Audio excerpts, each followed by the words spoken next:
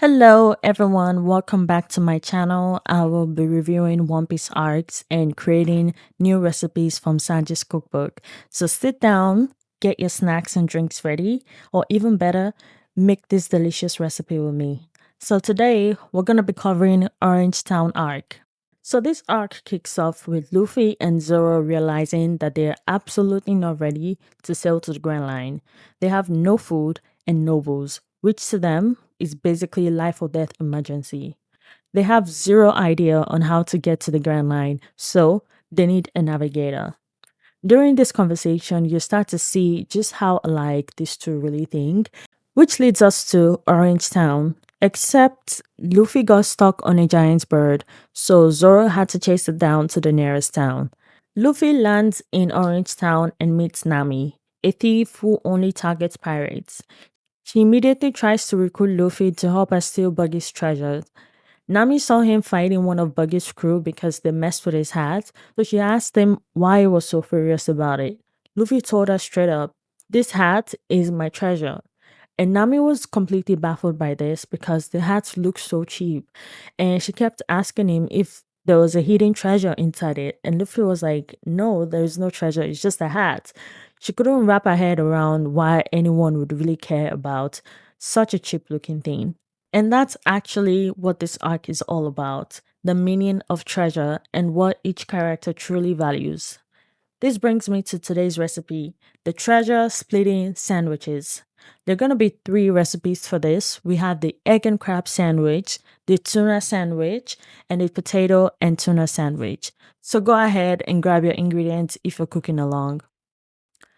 Nami gives Luffy a rundown of the arc's villain, Buggy the Clown, and we'll get to him in a moment. Nami also mentions a few things about herself. She only steals from pirates, she needs 100 million berries to buy back a village, she's a navigator, and she wants to sail to the Grand Line. The second Luffy hears the last part, is practically vibrating with excitement. He finally found a navigator who wants to sail the Grand Line. But there's one big problem. Nami hates pirates. When Luffy asked her to join his crew, she immediately shut him down.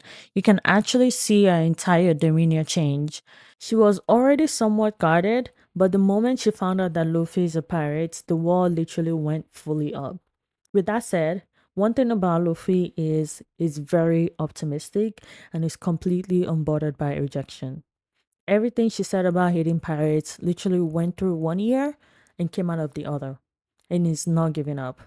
Nami, now fully convinced that Luffy is an idiot, I really don't blame her to be honest. She starts plotting against him. She ties him up and hands him over to Buggy. And her plan is to accuse Luffy of stealing the map that she stole from Buggy and officially join Buggy's crew to keep stealing from him from the inside.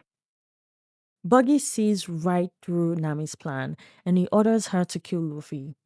Nami freezes up because she doesn't want to kill him, especially knowing that he's innocent.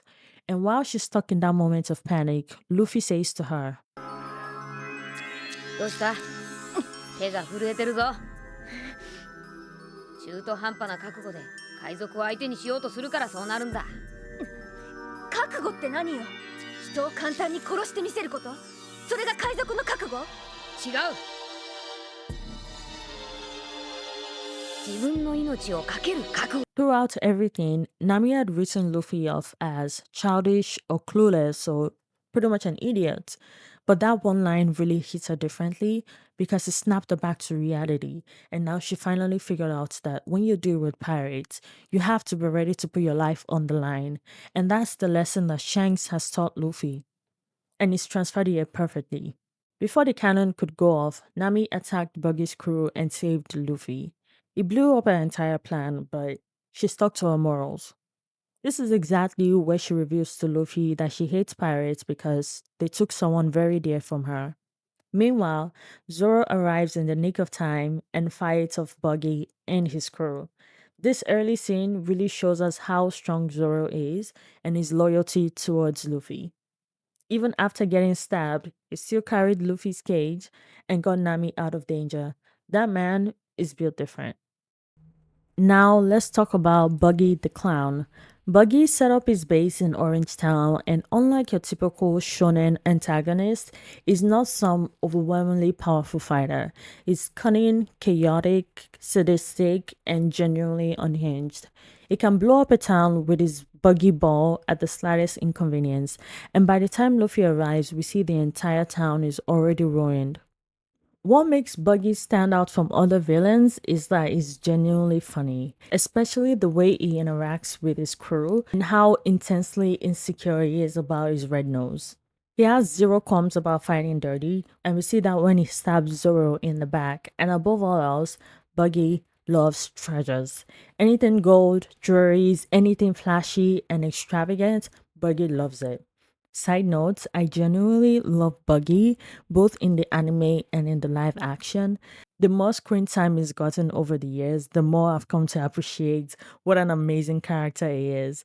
And I'm a full Buggy fan at this point. And to be honest, I won't be surprised if Buggy becomes the Pirate King. I'm calling it right now. Buggy might be the Pirate King. After escaping Buggy's crew into the abandoned part of the town, with Luffy still stuck in a cage, we meet a dog called Chocho. Chocho's owner passed away, leaving him with his pet shop, and he's been loyally guarding it ever since. When Buggy's crewmates Moji and Richie the lion shows up, Chocho goes after the lion to protect the shop. He loses, obviously, and that shop gets destroyed, and honestly, that really broke me. You can feel the grief and anger radiating off of that beaten dog. Even Nami and the mayor are visibly furious. This is exactly why she hates pirates. They destroy people's most precious things without even a second thought. She even starts lumping Luffy up with other pirates. Luffy's cage gets broken in the attack. He defeats Moji and Richie the lion, and then he does something touching. Luffy finds the very last treat left in the destroyed shop, gives it to Chocho, and tells him with a proud smile that he'd done a very good job fighting the lion. No big speech, no dramatic moment, just Luffy being Luffy. Before we get into the main fight, I have to talk about the character who made this arc hit the hardest for me emotionally, Mayor Buru. The mayor watches what Buggy has done to his town, a town that his people has built up with their own hands, and he decided to match up against Buggy by himself, knowing fully well that he's gonna lose. He has no superpower, no devil fruit, and no backup. Just a man who loves his home and refuses to do nothing. This arc really hammers home on how terrifying pirates are to ordinary people in the world of One Piece. There are real world examples here. We have communities being terrorized with no one to protect them, no accountability, and Oda really captures that weight beautifully in this arc. Luffy knows that the mayor has no chance in this, so he knocks him out. At this point, Luffy decided to fight Buggy by himself, and he's doing this for the townspeople, for the mayor, for Nami, for Zoro, and for Chocho. Fast forward to the showdown. Buggy's crewmates Kabaji fights an already injured Zoro and loses, obviously. Nami slips off to steal Buggy's treasure while everyone is distracted, and Luffy fights Buggy. The Luffy and Buggy fight is more interesting than it might seem on the surface because it reveals a lot. Number one, we learned that Buggy and Shanks are actually childhood friends, and we see just how fiercely protective Luffy is of his hat and of Shanks' memory. And by the way, Nami is watching all this by the side while she has Buggy's stolen treasure in her arms. And this brings everything back to the core theme of this arc, treasure. Oda is very meticulous about making sure every character in this arc has a treasure, something they would go to any length to protect. Luffy is a straw hat, Nami is money and tangerines, and she mentions this earlier when she meets Luffy at the first time. Zoro's treasure are his swords, the mayor's treasure is his town, Buggy is gold, jewelry, silver, anything flashy really. Chocho's treasure is his owner's pet shop, and my treasure is this YouTube channel. So please like and subscribe and share this YouTube channel to your friends and family. It means a lot to me. What I love about this arc is that Oda never frames Buggy and Nami's materialism or loving money as shallow or wrong. Buggy loving gold doesn't get turned into a morality lesson, and Nami wanting money isn't treated as a character flaw to fix. These characters keep the treasures, and that makes them feel real. We close out this arc with Luffy defeating Buggy and Orange Town is finally free. The townspeople actually rallied together to stop Buggy themselves, not knowing Luffy already took care of it.